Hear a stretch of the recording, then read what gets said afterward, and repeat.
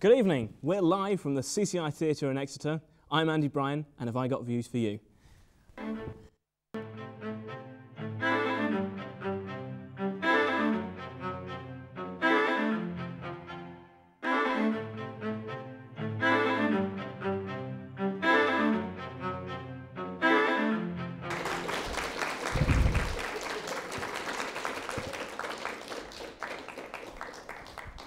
Joining us today, we have Ben Bradshaw, Exeter's current Member of Parliament since 1997.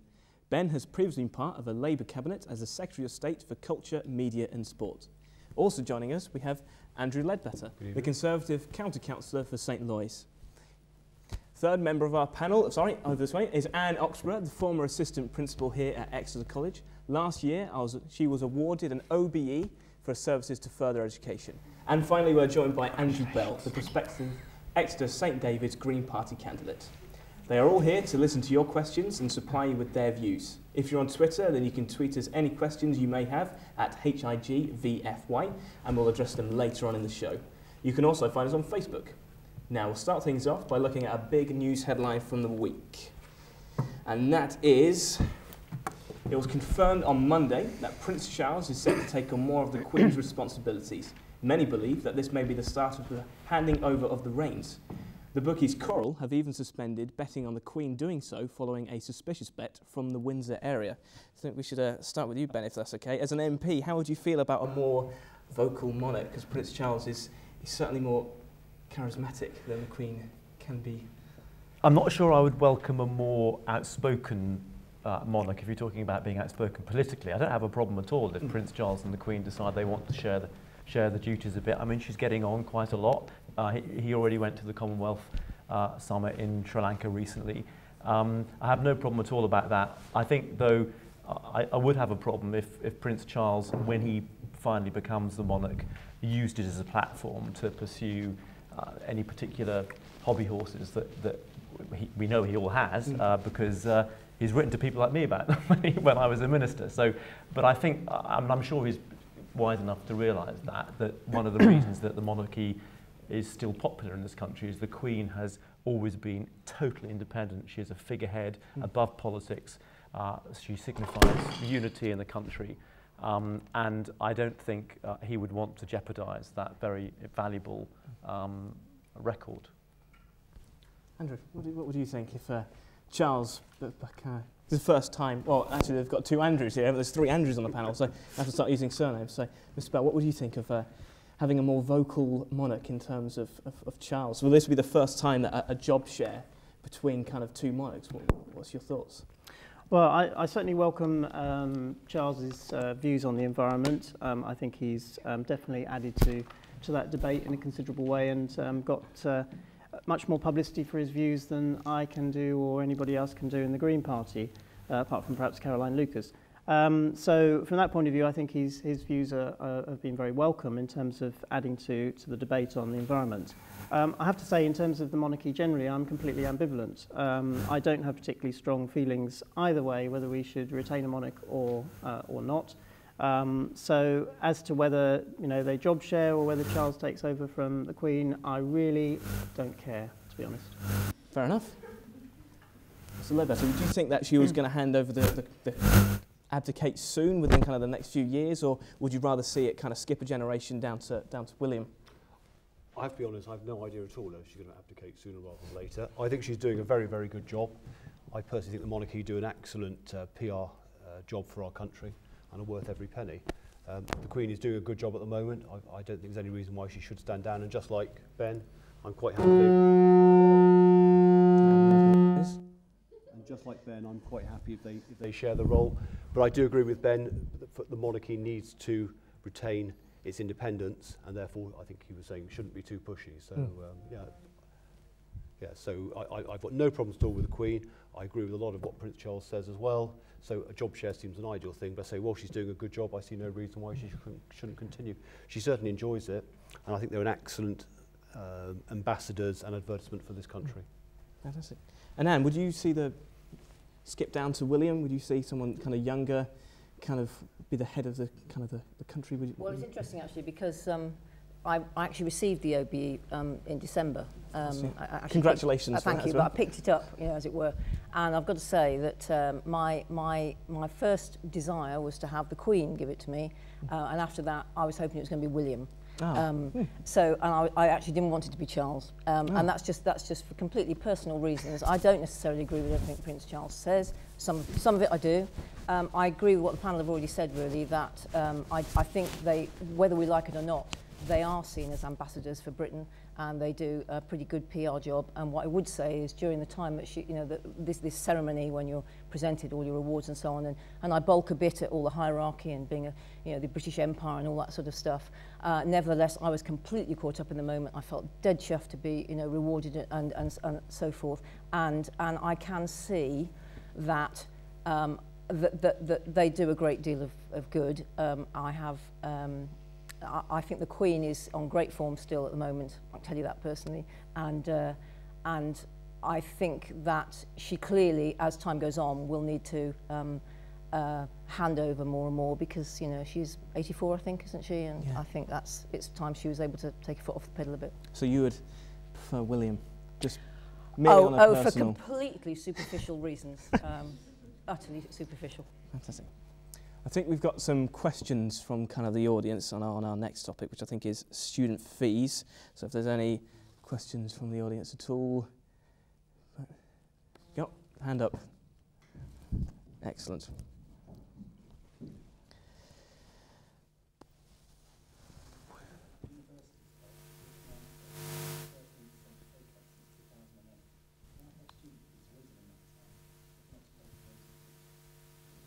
So that was kind of cuts in teachers but rising in student fees, so are the fees covering the teachers' pay cuts? Is that it?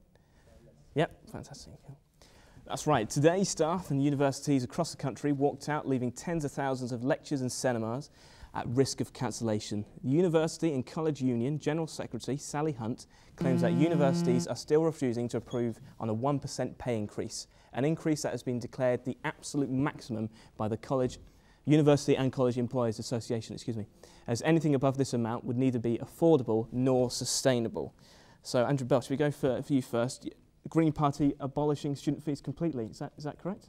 Is that the plan? If that would work, how and why? Yes, absolutely. Yes, we would abolish student fees completely. And in the short term, we would reintroduce student grants to meet living costs, just like I did, and no doubt most of the panel did when they were students, were privileged enough to have a student grant. So that would be the plan in the short term for the Green Party.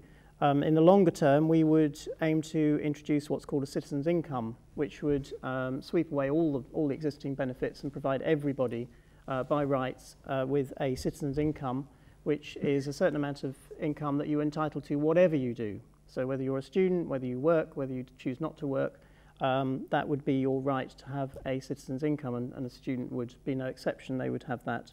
In terms of paying for that, there's been the proposal in the Green Party that we would levy about 4% tax on the largest companies to pay for that. Companies like Tesco, who swallow up 1 in every £8 of consumer expenditure in this country. We think that companies like that ought to give back to students and education, and that they ought to be funding student places and further education. Having studied abroad, Ben, do you think that students are finding kind of places like the Netherlands kind of more appealing in terms of going off and studying abroad? Do you think there's going to be kind of greater numbers of students kind of finding higher and further education overseas against kind of studying in the UK, where the fees have gone up to 9,000? Well, the evidence seems to suggest yes, although for how long countries like the Netherlands and Germany are going to be able to afford to sustain their open access policy and continue to expand higher education is another matter. I mean, there are debates going on in those countries too. In answer to the question, I mean, the reason that lecturers' pay has gone down in real terms but fees have gone up is that overall the government is contributing far less in taxation to higher education. So the burden of paying for higher education is shifted from the taxpayer to the students, and at the same time universities haven't had an increase in their grants. So they, like most of the public sector, have frozen pay. We've said as a first step, if we win the next election, that we'll bring fees down to a maximum of £6,000. But I don't agree with Andrew's suggestion that it's either sensible or affordable to abolish them completely, because I think it's fair that those people who benefit from a degree, and all the evidence shows that people with a degree benefit in terms of their earning power over their lifetimes, make some kind of contribution to the cost of that education. And of course, you only repay your fees if you're earning over a certain amount. I would like to see the grants increased. I mean, the Labour government introduced some quite generous grants to students from low-income families, and some universities like Exeter, for example, operates their own bursary scheme for students from low-income families. But I think in terms of spending priorities, if you look at all of the other needs, I mean, the abolition of EMA, I'd rather spend the money. No one's going to have a lot of money to throw around at the next election. I'd rather spend the limited resources, if we have any extra resources, in early years, because all of the evidence shows that you really make a difference to a person's life chances by investing in their early years education.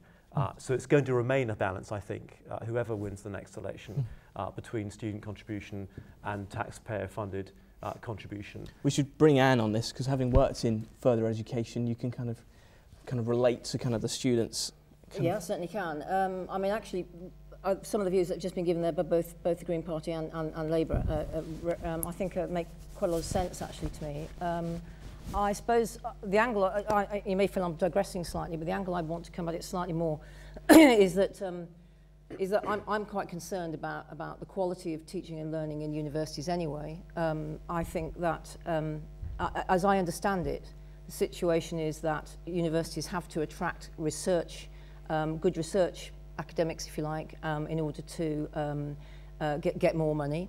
So there's a sort of slightly unseemly bun fight, really, for universities to attract research lecturers and so forth. And then the irony is that those very lecturers do relatively small amounts of actual teaching, but are more doing research instead, you know, which gives the university kudos, etc., so that which will attract more students, etc. But meanwhile, what's happening on the ground, if you like, is you've got clearly demoralised lecturers who are probably paid less, who are actually being asked to, well, you know, teach, possibly lecture. Vast amounts of students sitting there and feeling disgruntled, and I worry very much. I think whilst I think there's been huge changes and pressure on secondary schools and FE colleges to look at teaching and learning and to come up with all sorts of new approaches, etc., I would bet you that if I went into various lectures in universities across the country, I wouldn't see much change from back in the 1960s. But this rise to 9,000 has decreased applicants in 2012 and 2013. And do you feel, Andrew Ledbetter, that the rise in student fees is justified under the coalition government? What the government did was raise the ceiling. It then let the universities set the fee that they wished to charge. And I don't suspect the government at the time thought that every government would go for the maximum amount. I think the problem is we are where we are in this country for whatever reason.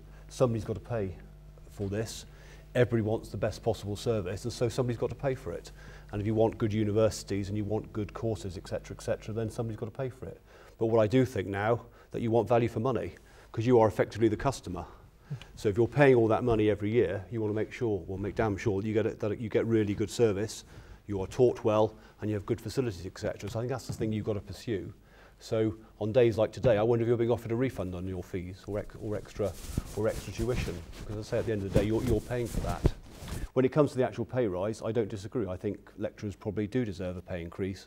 I would hope that when universities can afford it, they will do something about that, because at the end of the day, they're teaching our future. So yeah, they deserve to be well paid.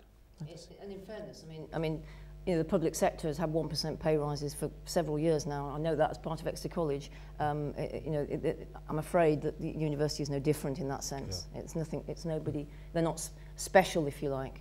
Yeah. It's been hard times. And in fact, it's been zero for some years. Yeah, indeed. In the public sector, yeah. Education is indeed a hot topic, particularly with our audience here today. If we now look at secondary schools, then we'll see a whole new issue emerge. More and more are being bought out and refurbished by private sponsors, turning them into academies. An academy differs from mainstream schooling, where it can dictate its own budget without much overview from local authorities. Because of this, there have been instances of head teachers receiving six-figure salaries alongside cuts in the classroom budget. So having worked as an assistant principal, Anne, do you support the academy system? Right. In essence, no. Although ironically, again, I'm a governor at a school which has become an academy. Oh. Now, it's been very interesting times. That school, won't be hard to identify, though I won't name it, has actually been taken, sponsored, if you like, by the Tedrag Trust, named after, a terrific educationalist who was based in Exeter. That was a choice made by the governors, and I voted with it because we were being forced, essentially, into becoming an academy. We had no choice. But what we did think in going for the Tedrag Trust was we were going for a group of people who are educationalists, essentially, and non-profit making, etc., etc. And I can just about live with that. What I'm very worried about, indeed, is the growth of academies, and one has to say Labour started it, I believe, back in 2000 or whenever. Yeah. But it seems to me that the removal and the if you like, the sort of felling at the knees, really, the LEAs is a very bad removal. I'm not suggesting LEAs were flawless. No such things are. No places are like that. But that actually, at least it seems to me that you are more likely with the LEAs in place and so forth, and all state schools signing into that, to actually have more checks and balances on there being a consistent sort of education policy within counties and so on and so forth. And you did say kind of Labour brought them in, and there tended to be 400 in 2010, and then there was 202 at the end of kind of 2010, and then 2014 in January there's now 3,613. So yeah, the increase under the coalition might be worth can I just also just say though that if I were God in this place, I wouldn't have church schools. I would have a completely secular education system, because and I wouldn't have public schools and so on. Not obviously, but for me it's obvious. I would have a system whereby it's entirely secular, and there are checks and balances and so forth, and fairness and consistency. And I think what we're getting, and we've seen it in at least 2 academies and more, which are going to the wall. We're seeing all sorts of corruption and so forth that they are now, that are, we're susceptible to and vulnerable. And we should bring Andrew Ledbetter in on this. What I would say is I'm in favour of raising standards. And the evidence seems to suggest, if you look at Ofsted figures, that schools that are academies are getting better results and better Ofsteds. So I'd say it is about raising standards, and I'm all for giving control to the schools. I think it's better that the schools know what they want to provide.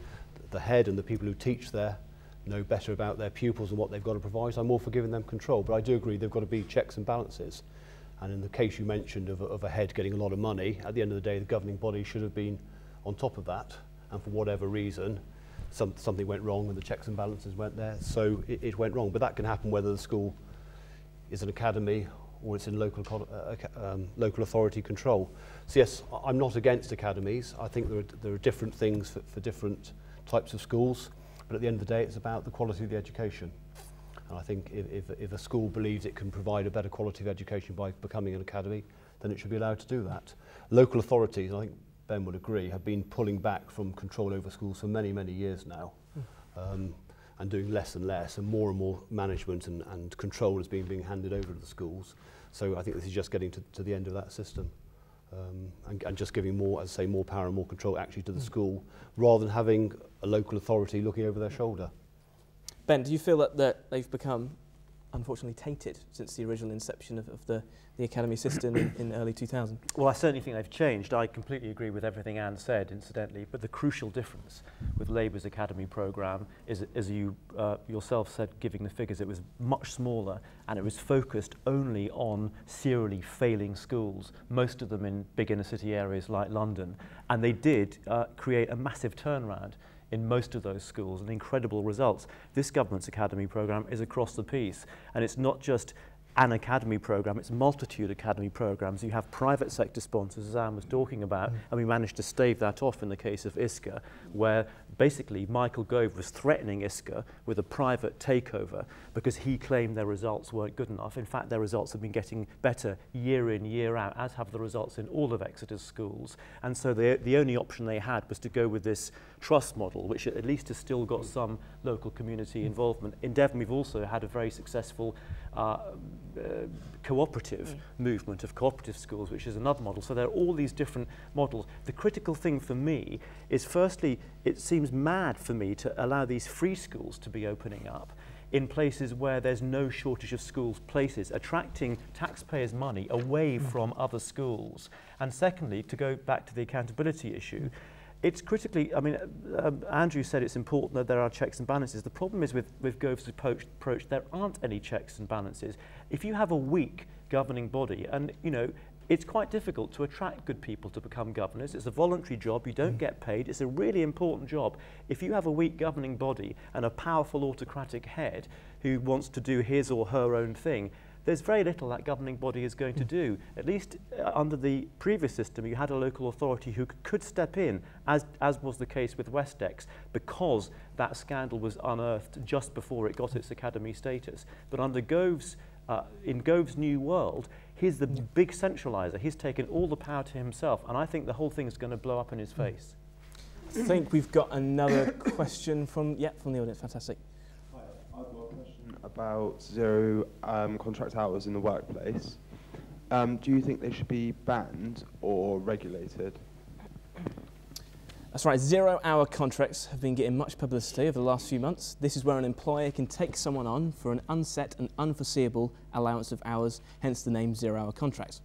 Some say it manipulates young people, others claim that it allows flexibility. I think should go for you, Ben? Kind of Ed Miliband promised to crack down on these, claiming they're a real problem. Do you agree with his stance? I think they can be a real problem, but as your introduction said, they can be a problem, but they can also allow people flexibility that they actually quite like.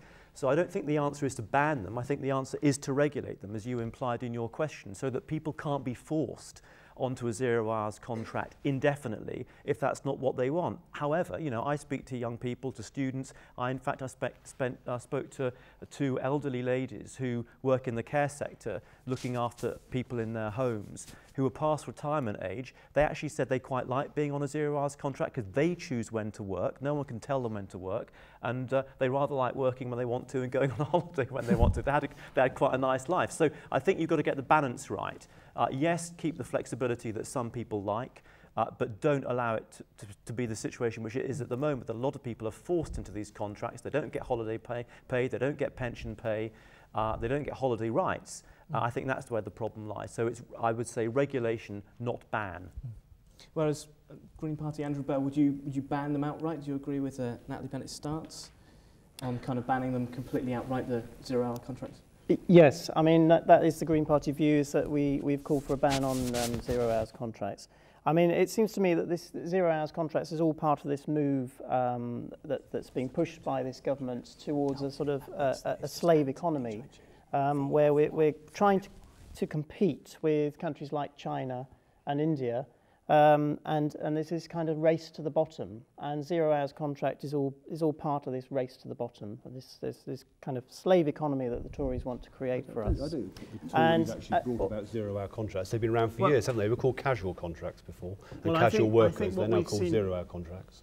So. What we've seen is a huge growth in 0 hours contracts, and we talked at the beginning about the monarchy. Buckingham Palace hires workers under 0 hours contracts, which is quite interesting. So it's across the board, this, and it's an increasing problem. And of course, workers who are on 0 hours contracts find themselves in a very difficult position because they're uncertain if they're going to have enough money to pay their rent, food bills, and other essentials. And hence, we've seen the massive increase in food banks. And it's a scandal. The whole, it's all part of a low-pay economy, all part of a low-pay economy which has been created by this government. And when we see the jobs figures being celebrated, let's just remember that many of those jobs that have been created are part-time, 0 hours contract, low pay, That's the kind of economy that the Tories want to create for us. I think you should put Well, your foot in, no, Andrew. I mean, actually, I've got to agree with what Ben said. I mean, he actually had a realistic output. I think zero-hour contracts have been around for an awful long time. They were they were casual contracts beforehand, casual work to a certain extent. There's a place for everything. You've got to have flexibility in the workforce. And at the end of the day, it's surely better to have a job of some description than not one at all. And it's always better to get another job when you're in employment. So it could actually be a good starting point. So you might be on zero-hour contracts to begin with. And as we know, if you're on a totally zero-hour contract, you're not going to stay with that job for very long because you're never going to get any pay. So they've got to give you work at some point. But I wouldn't be adverse to regulating them because I know it does seem rather unfair on the zero-hour contracts when you're only allowed to work for that one company. So I do think that is unfair. And so if you should at least be allowed to have several zero-hour contracts. So between all of them, you can hopefully make up some good income. But at the end of the day, I don't think we should abolish them because they have their place. As I say, if you're on a zero-hour contract, at least you can be looking for another job at that same time. Is there an audience member that's got a response? And it does suit some people, as Ben said. You know, some people want to be on that sort of contract, so they have got the flexibility.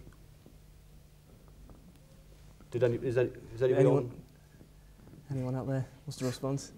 No, fair enough. Okay. Right. Another popular alternative for young people finishing school and college is an internship or apprenticeship. These help individuals gain practical insight into their line of work while earning a wage, although sometimes this can be as low as £2.68 an hour. So I think we should start with you again. I don't see how it can be that low because we have a minimum wage in this country. And although some people would say it's not high enough, I'm not sure how they can actually get away with paying less than the minimum wage. Although you can call it voluntary work, and then you can do it for nothing. I actually did have a quick look at the Work for MP website. You saw me looking at it, and I couldn't actually find any interns on either the Labour or the Conservative jobs which weren't paying a proper salary actually, which is rather good. Because I think this issue was highlighted by the Liberal Democrats some time ago. What I did find was actually a Liberal Democrat who was offering an internship with no pay, which I thought was quite interesting. So I'm not sure how it can be as low as that. But at the end of the day, you need to put things on your CV. So sometimes you were doing something voluntary, that's different. So I think it should be up to the individual, really. What's your thoughts on apprenticeships, Ben? I think apprenticeships are really important. I still think we're a long way behind countries like Germany, where apprenticeships are really valued, and people who've done an apprenticeship and got a skill through training have the same social status as doctors and lawyers and university and college teachers. I think we've still got a long way to go, and the companies in Germany really invest a lot of money in the long term in investing in their staff's training and education.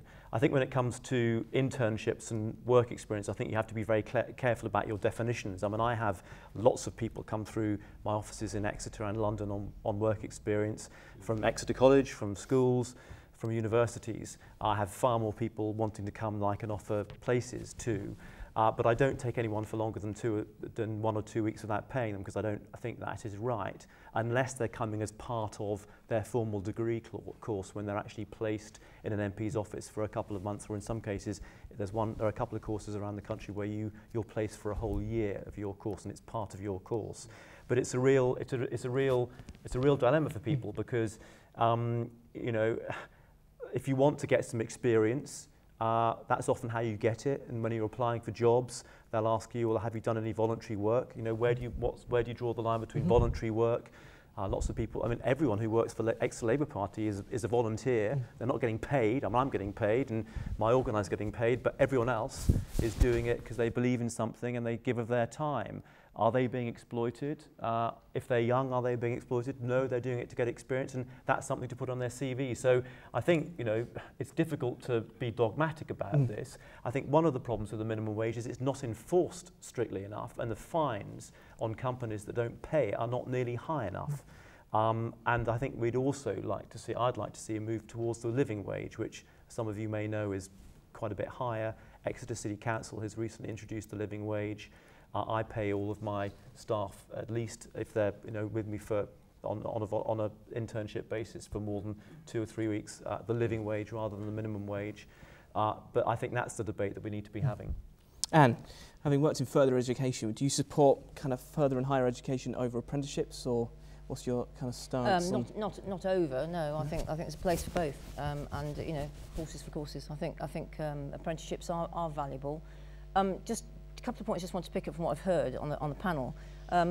One is Ben's reference to Germany and its attitude to apprenticeships. I don't know whether anybody else feels this, but I just sometimes feel really frustrated that we don't look more often to what's going on in Europe and what succeeds in Europe, rather than, it seems to me, looking always to America for our solutions to things. And you know, Germany is well known for its success with apprenticeships. Well, why don't we, you know, show true humility and learn something, and go over there and, you know, and find out how they're doing it and so forth. So that's one point. The other thing, just to pick up the point about internships, just I'm a bit concerned that, again, it's the privileged and those you know, those with whose parents can afford to support them and so on and so forth, who are getting these really rather lovely internships in some cases, you know, in places in prestigious jobs and so forth, prestigious internships.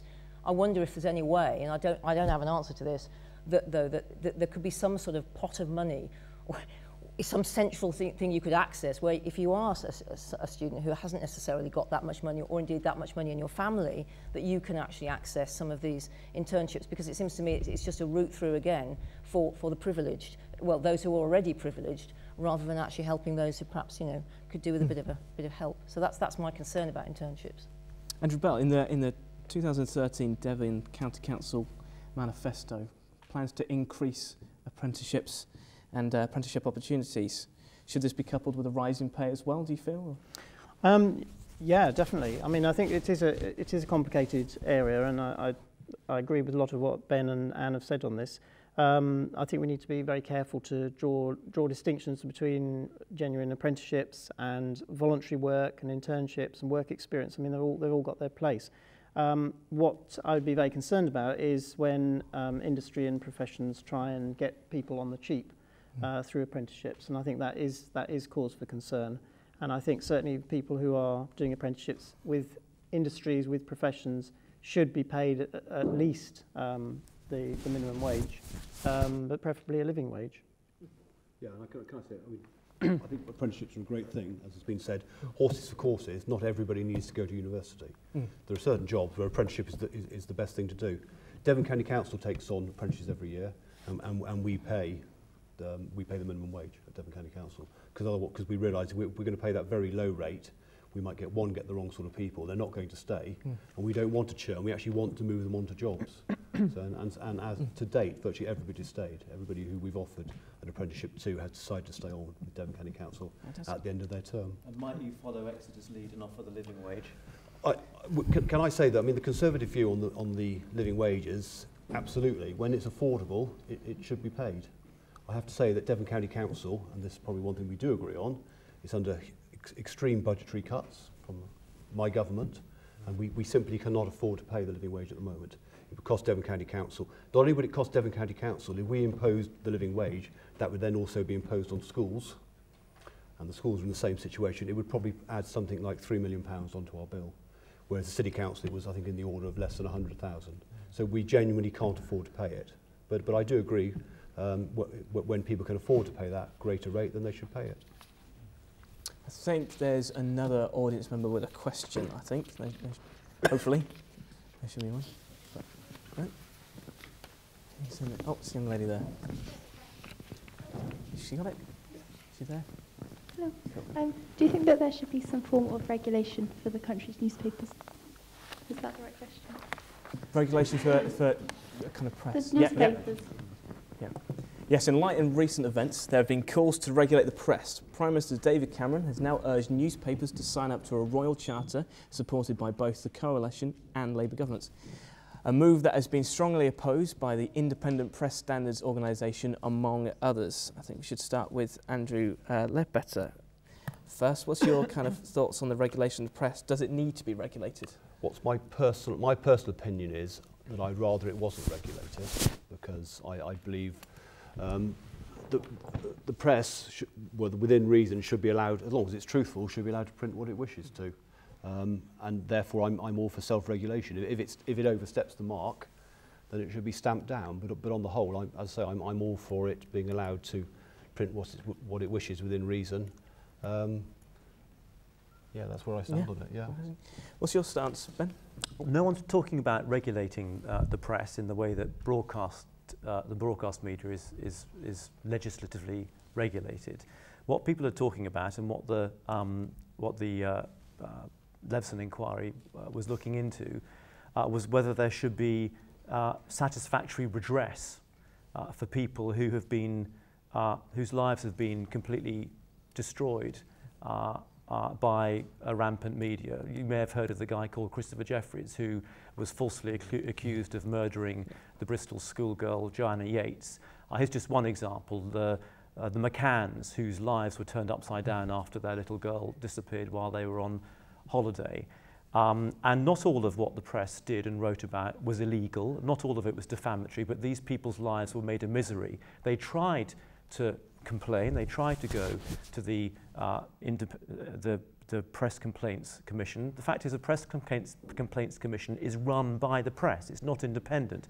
So all that Parliament has unanimously agreed, all three parties have united in the wake of the Leveson inquiry, thank goodness, I'm very pleased about that, is to recommend a very modest new system of self-regulation, not statutory regulation, underpinned by a royal charter, so that the public can have some confidence that if the press goes back to its bad old ways, and I think the press are behaving a bit better now in the wake of the Leveson inquiry, and in, you know, while some of its former senior executives are on trial for criminal behaviour, to give the public some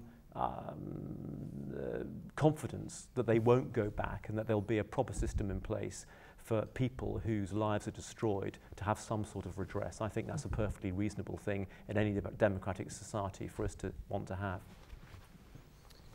No. Completely opposed to all censorship of the press, Andrew Bell, do you think?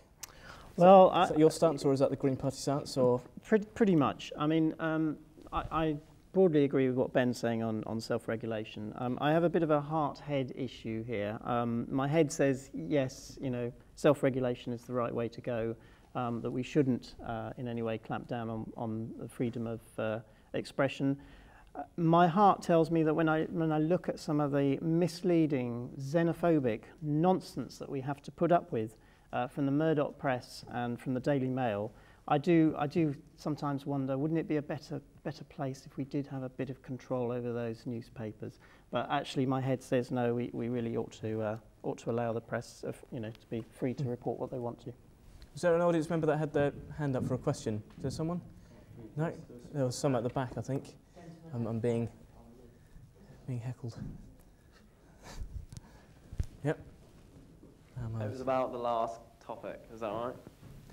Yeah, that's fine. Yeah, carry okay. Well, I was just going to say that by saying horses for courses with apprenticeships and things like that, surely the emphasis on academies, which is actually puts far more emphasis on academic achievement, and this is why ISCA was pushed into becoming academy. Surely that's a flat contradiction by saying horses for courses, in that you're putting emphasis on academic performance and not putting weight on these apprenticeships, and then saying horses for courses, apprenticeships for some, but then the weight on academic league tables pushes schools into not offering sufficient apprenticeships and vocational courses. Is there any particular panellist you'd want to direct that to? Andrew. Which one? Well, there's three of us. Yeah, sorry, I can take a name. The one who just said which one and said horses for courses. I mean, well, as you know, I said I don't have a problem with schools becoming academies. I'd say it's all about raising standards, and it's up to each individual school. I don't really quite understand. I think the paradox you've just identified is absolutely right. And we didn't get onto this, but one of the other things that Gove is doing is he's squeezing out creative subjects and technical subjects from the curriculum, which impacts places like this, because fewer people are doing creative artistic subjects at GCSE and then at A-level, which is impacting. So, I mean, I think it's a very narrow view of what an education should be. And given the importance of the creative industries to this country's economy, growing importance, it seems madness to me to want to squeeze out music, arts, creativity from the curriculum in the kind of 1950s type mindset that he seems to have about what an education should be. But except academies can decide, can choose what they wish to do. So if they wish to do those, yeah, but they're courses, measured, Andrew. They are measured, as the questioner was saying, on these core subjects, which don't include the creative ones. And there are specialist schools. Do you want to respond? Well, I'm not going to win this argument, am I? So I shall defer to the greater knowledge of Ben Bradshaw. But I mean, the other thing that are being set up are specialist schools, and you've got these university-sponsored schools as well. There's one being set up in Newton Abbot, which are taking students from 14 to 19, which are more vocational. So there are other things being set up as we speak. But as long as vocational is seen as second class compared with academic, we're not going to progress, are we? And there is a, there seems to be a problem with I mean, and it's there, parents after parent that one meets believes that it's better to have A-levels, more valuable to have A-levels than to have a BTEC vocational qualification.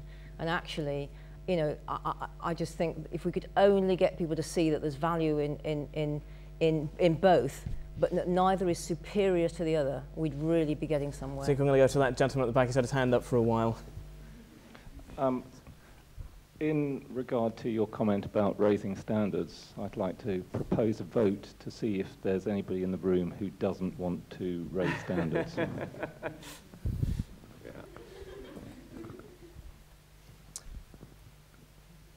No. So nobody here wants to raise standards, there we go. Okay. No, nobody wants to vote? Right, we'll move straight on then. Freedom of speech is a sensitive issue that is spreading online through networking sites such as Twitter and Facebook. The world we know now is a global village where news can spread in an instant before anyone's had time to check whether it is fact or rumour. A typical example of this is the 2013 Boston Marathons, where suspects were drawn from assumptions made behind the computer screens of ordinary citizens. Anne, do you think that Twitter is kind of better for worse for people to play detective? Do you think that it's become kind of a tool that's been misused, or? Right, I don't know what you can do to control it. I mean, we're in the world of internet, etc., and I don't see how that can be curbed, if you like, except by the fact that if there is abuse of it, then that is taken up and taken very seriously, and those people who are seen to abuse it, and I'm thinking of things like libel or indeed racial incitement to racial hatred, etc., that must be jumped on and dealt with and so forth. But I don't see a way personally of that you can curb people's desire or whatever to sit there and write ridiculous things sometimes on Twitter or indeed on other sites. Yeah, 29% of all related content regarding the bombings was later kind of found out to be false, unfortunately. So unfortunately it can be a tool that if it's misused, it can lead to serious kind of, as you said, kind of libel. But how would you kind of censorship the kind of the Twitter sphere that it's become? I suspect it's too late, actually. I think that the genie's been let out of the bottle and off it's gone. Well, isn't it right there are people already moving on from Twitter onto other forms of media? I mean, I'm the wrong person. People are saying people are jumping over Facebook. Twitter's sort of yesterday's thing, so you're moving on to the next thing already. But I think it's, I'd say you've got these checks. You've got to really rely on the service providers to monitor it. But it's such a huge thing. As I say, I suspect it's probably a bit too late to actually do much about it. Andrew Bell, do you want to weigh in on Twitter and its kind of potential misuse? Well, of course there's potential for misuse, that's clear, but I think Twitter has been a fantastic tool for spreading news of more positive things and galvanising people into action. I mean, if you look at how the events in Egypt were galvanised some years ago through social media, and the way that people are brought together in active citizenship through Twitter and through Facebook and other social media, it's a fantastic tool, and I think it's been used for educating, for bringing about change, and so I'd like to look at the positive things that Twitter and Facebook have brought. And I love Twitter. I mean, I use it a lot. I think it's great. I'd like to know what comes after Twitter. I don't know of anything that's come beyond Twitter, but no, I think Twitter's great. So clearly it can be misused, But on the whole, I think on balance, it's a very good thing, and I'm all for it. Ben, you got something? I think it's like all technological advance, it brings positives and it brings with it some negatives. And I think Andrew's right. Twitter has been incredibly, and the internet in general has been incredibly democratizing. But of course, if you allow that level of space, it's also a haven for conspiracy theorists and some quite nasty stuff. And I think Anne's right. As long as you've got ways of dealing with the nasty stuff, and actually more than nasty stuff, criminal stuff. Yeah. With my committee, the Culture, Media and Sport Committee, which I now sit on, is doing an inquiry at the moment into online safety for young people, not just Twitter trolling, but also sex grooming, sexual exploitation and so forth. And while we heard today the very good news that crime has come down, it's been coming down for 20 years, some of those crimes, online crimes, are going up big time. And that's a problem. And like all societies, we're going to have to deal with that. There's a debate around, whether we should have better screening, whether we should have better security systems on computers and online, or whether it's about education and teaching people how to deal with some of this stuff. I do, however, just want to make one more point. And I think Twitter themselves could do much more to make it easy for people to report stuff and to take stuff down quickly. I don't know if any of you heard Stan Collymore yesterday, who's been the subject of really dreadful racist abuse, illegal most of it, over a number of weeks. And Twitter have basically done nothing. And I think there have been examples where people have been trolled and harassed to a completely unacceptable degree, and Twitter have not acted quickly enough. And I do have a slight suspicion that it's kind of a bit too difficult for them, but they could do it. They've got the technology to do it. They should do it. Well, it can't be that difficult, can it, to No. turn somebody off on that? No. But and as Ben, you say, it's a lot of it's about personal responsibility and people being responsible about what they actually put on Twitter. And as you say, if they know they're going to get taken off, then I think they'll take it a lot more seriously. And I say, in this modern age, it can't be that difficult to disconnect somebody. I think they've got another question on another topic coming up, I think. Yeah. The high-speed rail project. With all the money that's been allocated to the HS2 project, do you feel that it would be better spent on improving our current railways? For those who don't know, HS2 is a high-speed, as you said, high-speed rail network linking London to Birmingham, and with views to extend further across Lancashire and Yorkshire. The apparent cost has been estimated at 42 billion. Labour Party is very much behind the HS2, Ben, so do you think that it'll come in on budget? And do you Well, think we're not quite as behind it as we were. At least I don't think we are. I hope we're behind it, because I actually think it's not an either-or. And I think we've got a terrible record in this country under successive governments of investing in infrastructure. Every other country in Western Europe, Spain now has a huge high-speed rail network. And if you care about the environment, and if you care about climate change, then railway is a really important transport mode of the future. And a lot of people haven't understood high-speed rail. It's not actually about the speeds, it's about the capacity. And the capacity in our railways, it's a good story, has been growing and growing and growing. The last 20 years, passenger numbers up hugely. And those lines that connect London to the north of England are at breaking point. And the best way of improving capacity is not to improve, the best and cheapest and most effective way is not to improve the existing lines, which in itself is incredibly expensive and disruptive while you're doing it, but it's to build a brand new, in this case, a high-speed line. I don't think that means that we shouldn't invest in other rail infrastructure. The Southwest line needs electrification. For goodness sake, we must be one of the few countries that's still running diesel trains on one of our main lines. So for me, it's not an either-or. I just think that in general in this country, we have not invested enough in infrastructure and thought enough long-term. And when the economy is a bit in the doldrums, that's a really good time to do it, because you create jobs, you create economic activity, and you're investing for the long term. And in the long term, the country does better. Andrew Bell, Green Party, are they completely opposed to the HS2? What's your personal opinion? Yeah, I don't agree with Ben on this one at all. HS2 is a huge waste of money. It's 50 billion plus to put in this one line, which is really going to serve a few wealthy business people and is not going to help, certainly not going to help us in the southwest.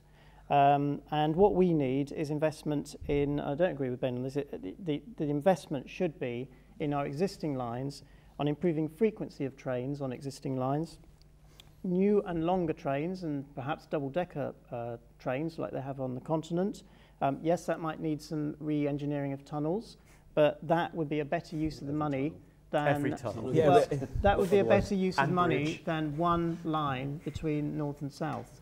And of course, one of the reasons why our railways are in such a state in terms of old railways and bad punctuality is because we privatised them. And the Green Party is unique in that we would bring back the railways into public ownership as franchises come to an end. So the first Great Western franchise, which ends in about 18 months, we would bring that back into public ownership like the East Coast Main Line, which has been hugely effective in the public sector. It's returned £600 million to the Treasury. It's had very high satisfaction ratings and has kept fares down, the non-regulated fares down.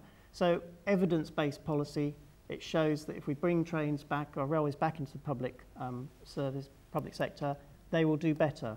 We will have the investment, we will have lower fares, we have the highest fares in Europe in this country. Don't worry, I have seen you, we'll come to you in a minute. So we need public ownership and we need across-the-board investment, not investment wasting money on one fast line. It's just, and in terms of carbon emissions, final point, the faster you make a train go, the more carbon emissions. And the trains that they're going to use for HS2 are they use 50% more carbon emissions than Eurostar. So it's not a great saving on carbon emissions either. Young lady. So my question is about fares. I mean, they're pretty high right now. For me to get home, if I were to go from here to Totnes, just one way on peak time is £10.20, which is quite a lot, especially for my mum who doesn't really earn so much. And I was wondering, I mean, if, say, Labour were to come into power or Green Party, I mean, would that go up? Would that go down? How would it change? Do you want to respond to that one? Yeah, I mean, we would. I think I'm right in saying we would freeze fares to inflation-only increases rather than the current methodology that this government uses, which is inflation +1 or +2 for regulated fares. Look, I mean, you have a choice in as a country in terms of funding any public transport system.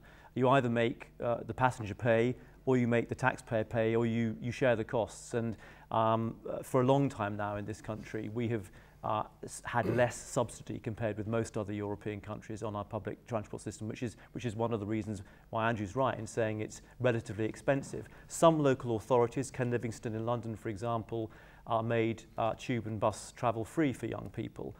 That was a political decision. It's a big place, London. He had a big enough budget to do it. You can imagine big local authorities doing that. I don't think you could imagine a local authority the size of Exeter having the capacity to do that, although it might be a desirable thing. But it does seem strange to me that we allow wealthy pensioners, or we give wealthy pensioners a free travel pass. You know, millionaire pensioners can go free all over the country, whereas young people who've been clobbered by university fees, EMA, have to pay those kinds of fares. And it seems to me that it's the young people under this government who are really losing out every time. Angela Levitt, do you want to quickly respond, because we are young people don't go free on the old people don't go free on the trains, do they? No. Okay. I mean, we basically, I disagree with what the Greens are saying, because don't forget we have the Greens in power, then all the lights will be going out because we don't invest in nuclear energy. If we just rely on wind power and the like, we won't have any electricity in this country. However, we have to spend money like on Germany. We have to spend money on our infrastructure in this country, and as I agree with Ben, it's not either or. We have to, and when you look at that headline figure, this is actually over 20 years, so the spend is actually something of the region of £2 billion a year. But what we mustn't forget is places like the southwest, because there has been a lack of investment in our infrastructure down into the southwest. We're still running trains that are almost 30 years old, which need updating. We're still running, as you say, lines which haven't been electrified. So what we've got to do is, as well as increase the capacity in other parts of the country, we've got to do the same for the West Country. And I mean, rails is a real buzzword at the moment. There's a real renaissance in rail travel. In Exeter alone, we've opened, or we'll be opening 2 or 3 new stations in the next year or so. So there's an awful lot of money going into trains.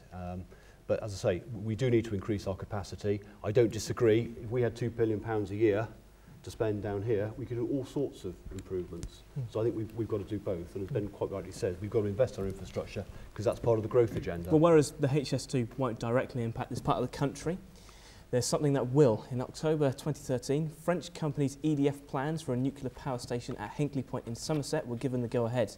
The Prime Minister claimed it would be a big day for Britain when it opens in 2023. It will produce around 7% of the nation's electricity. In December, the European Commission launched an investigation into whether the company would be able to fund the building of the plant without government support. I think we should go to Andrew Bell after the comment about the lights on. I think we should allow a Green Party to... And bear in mind that you would need over 1,500 wind turbines to create the same power from that one plant. Would you agree? Well, let's start with what they're doing in Germany. Germany has decided to cease a nuclear programme and go down the renewables route. Yes, it's relying on some extra coal in the interim, which is not a good thing. But in the long term, they committed to a renewables energy economy. Somewhere like Sweden, the lights aren't going out there. They've committed to 100% renewables. And how many nuclear power stations have they got in operation already? I don't think they've got any. In Denmark, they are currently their wind power is more than 100% of their usage. So they're actually exporting wind, and we can be just as efficient at renewables as Denmark, because we have we've got enormous potential for offshore wind, tidal energy, combined with solar energy. There's absolutely no need to be going down the nuclear route. And the problem with the nuclear route is, apart from all the nuclear waste, issues of nuclear waste, is we won't be bringing that energy on stream for at least another 15, 20 years. So it's not going, the lights are not going to be kept on by investing in nuclear, because it's going to come on stream too late. Wind power you can put in immediately. It can happen very quickly, and there's enormous potential for offshore wind in this country, which is not being utilised. And of course, what the Tories have been doing with their I'm going to have to hurry you because we have to bring Anne in for some talk on the top as well, and we are running out of time. Basically, Tory policies against renewables and in favour of nuclear and fracking have meant that large investments that were going to take place in offshore wind, those companies have pulled out because they're so uncertain about the future now, because the government is going down this crazy nuclear and fracking route.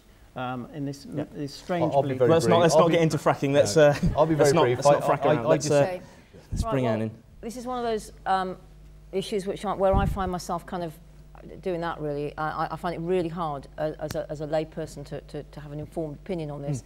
I read one set of articles and think, yep, that's, and I read another that's completely opposite and think, yep, agree with that.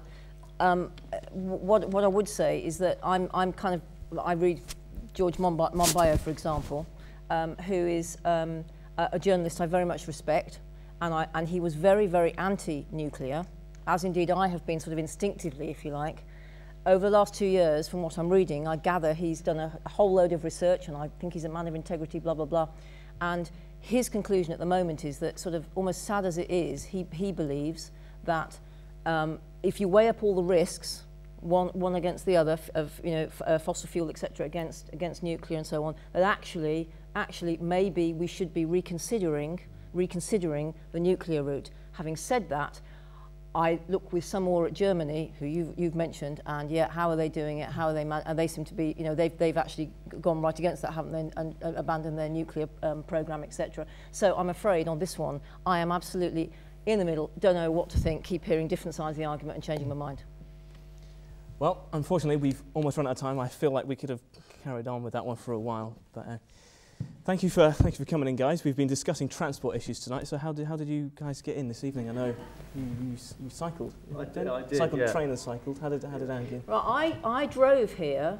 I'm nearly 60, and I don't get a free bus pass anymore. You don't need to justify like to driving say. here. You don't No, but and the cost for me of travelling a very short distance is way too high in my view on a bus, and unfortunately, very selfishly, it's cheaper for me, sort of, to drive here than it is to wait in the wet for a bus and so forth. And so I would like, just to echo what that young lady said there, I think we should look very, very much at our transport and so our policies and our payments, etc., etc. And I also agree with Ben's point that actually people like me shouldn't get a free bus pass actually at 60, and actually it's the younger people that should be. We don't have to use your bus pass. I'm with you. You could not use your bus pass and pay every time if you really wish. But How did you guys get in here this evening? I drove here. You drove, Mr. Bell? Well, I don't own a car, so I'm a member of a car. I'm a member of a car club, so I use a car when I need one or hire one for weekends. I always use a bicycle or a bus. Tonight I chose the bus, which, yes, is extortionately expensive, and Green Party are campaigning on that issue. Fantastic. Thank you. Round of applause. And unfortunately with that, I must bring our proceedings to a close. Fantastic. Many thanks. Many thanks. Round of applause. Fantastic. Thank you. Many thanks to our panellists, Ben Bradshaw, Anne Oxborough, Andrew Ledbetter and Andrew Bell. Thank you very much to the studio audience for coming in this evening and those watching online. I'm Andy Bryan, and I hope you've enjoyed our presentation of Have I Got Views for You. Thank you very much.